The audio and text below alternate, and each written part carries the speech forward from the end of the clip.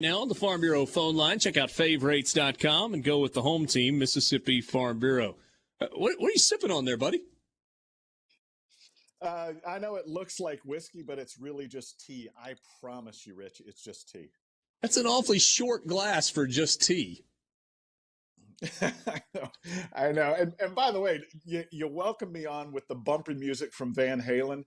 I'm kind of old school like that, and I really appreciate that. Tell your producer he's doing an A1 job there, man. Michael Borky is a master spinner of records. He's a big fan of Pat Green. I don't know if you know Pat Green, the country music guy. I'm kidding. I won't even try to take you down that road and make that joke make any sense. Not going to do it. Let's talk baseball instead. Yeah, man. So let's do it. I was not in person to see it this past weekend. I was kind of watching from afar. I was away with my family. Tennessee is really, really good, or at least that is my perception, and the numbers seem to back it up.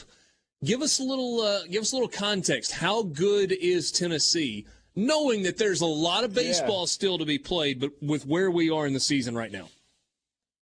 Yeah, I tell you what, Rich, I was a little perplexed, though, because I saw Tennessee play down at that Shriners Classic in Houston. They got beat by Texas the first night. Texas looked impressive. Pete Hansen on the hill, all that.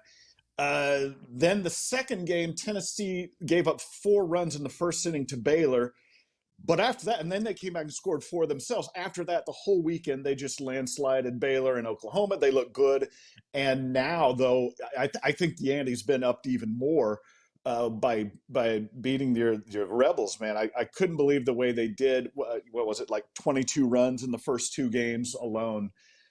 Yeah, I just kind of thought, you're asking for the context. The weird thing is they lost a couple guys. They lost a good bit of guys off that College World Series team last year that went 0-2 in Omaha, but they still got a real good core. Drew Gilbert hitting 469 right now. Trey Lipscomb got the D1 Player of the Week a couple weeks ago. The pitching has been better than expected and has really stepped up. 2 freshman guys have come along, Drew Meeman, Chase Burns.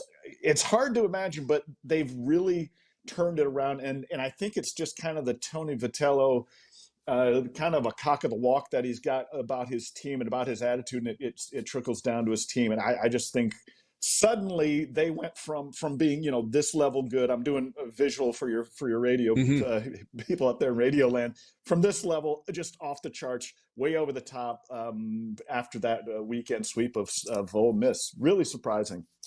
All right, so correct me if I'm wrong here. I feel like I hear still just a little bit of hesitation as to like a full-on buy of Tennessee from you.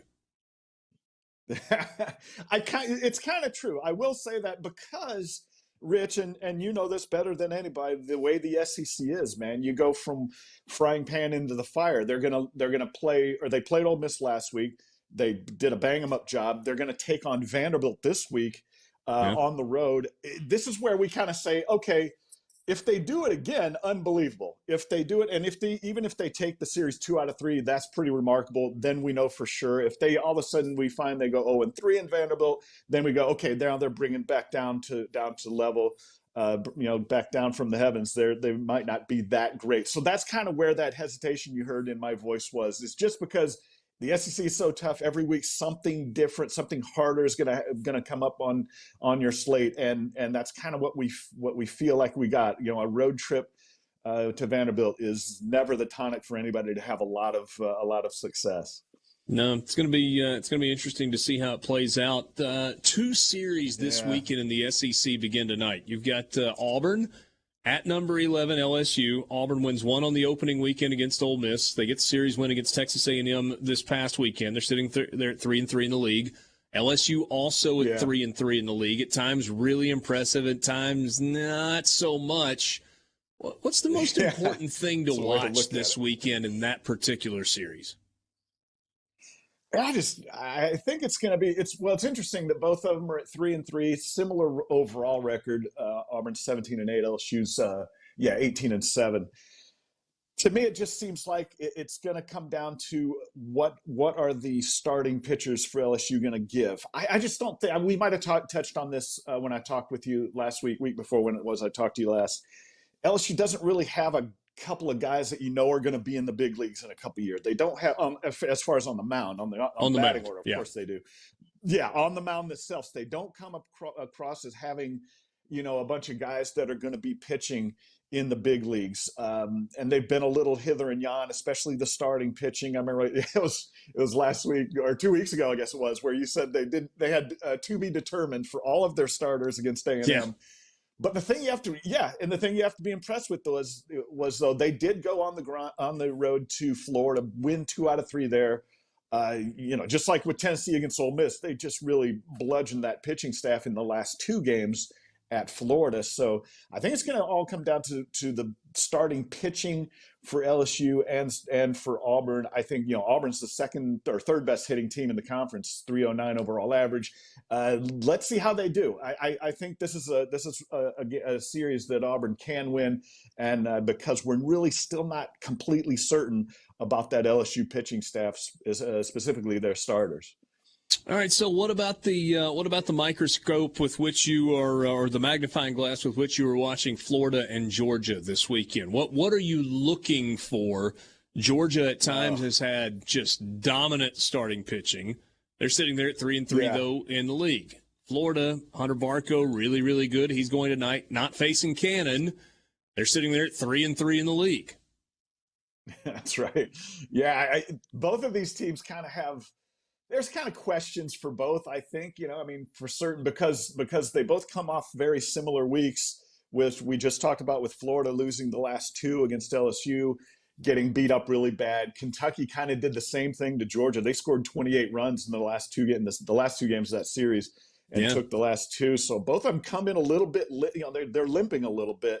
And it kind of is going to see it's 2 ranked teams as far as D1 baseball rankings go, number 14 against number 23, but I think the rubber's going to kind of hit the road. Let's see what Florida does if they're not tripping over their lip, because they're the ones that have to go on the road here this weekend, and that's always a tough chore in the conference. Let's see if they are kind of still, tripping over their lip a little bit after what happened with them against LSU.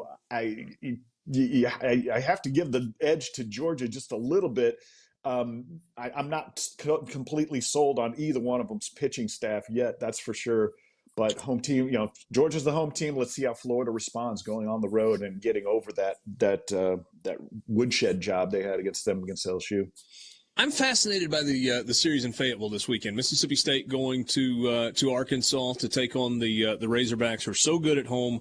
David DeLucci gave us a little historical perspective earlier today. He went back to the 2018 season when Mississippi State was 10-10 after the first week of league play, and they were 2-7 in the SEC after 3 weeks in the league, and then they end up in Omaha at the end of the year. And he said, stop panicking if you're a Mississippi State fan. It's too early for that. It feels like this weekend is massive for Mississippi State. Yeah, it kind of is. I understand the thinking of not panicking. You never really should with a Mississippi State team. They're always going to be good. I still, as we've talked about, still a little bit curious as to what they're going to do in SEC play. If it's going to beat them down, man, you go to Arkansas, and that's as tough of a place there is to play. And they got a pitching staff that's third best in the SEC right now, which is really, really good, one of the best in the country. Yeah, this is going to be a tough one for Mississippi State. I would like to think that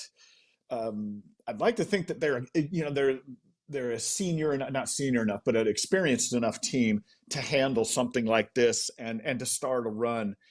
If you're going to do it, Fayetteville's a really tough place to start a run, that's for sure. But the good thing is, even if if they lose the series 2 out of 3, if they get swept, still a lot of baseball played yet. And I agree. I don't think you panic on these guys yet, especially going into a place like Arkansas. But everybody knows you go on the road to the SEC. If you pull a win, or if you even for some chance you sweep a series on the road, that just does a ton for your confidence. And I think that's something that Mississippi State can look forward to. They just got to get their bats hot. Everybody getting hot at the right time. I think that's the real key coming into this series with Arkansas. Certainly, it's going to be a big one in Fayetteville. We are out of time. Did not get a chance to talk about Ole Miss and Kentucky. Obviously, a critical series for Ole Miss, who finds themselves at 2-4 in the league. Maybe we can do that next time. Remind people, Eric, Rich, where all they can read your stuff. Mostly just go to d1baseball.com. I think my weekend preview, they've put me in charge of the weekend previews this year, so I think it's going to go up here in the next few minutes. So look for that. I just finished it up right before coming on your show. But thanks for sharing the airwaves, Rich. Appreciate it, man. Always good to visit with you. Eric Sorenson on Twitter. He is Stitch_head. You can read his work at D1 Baseball.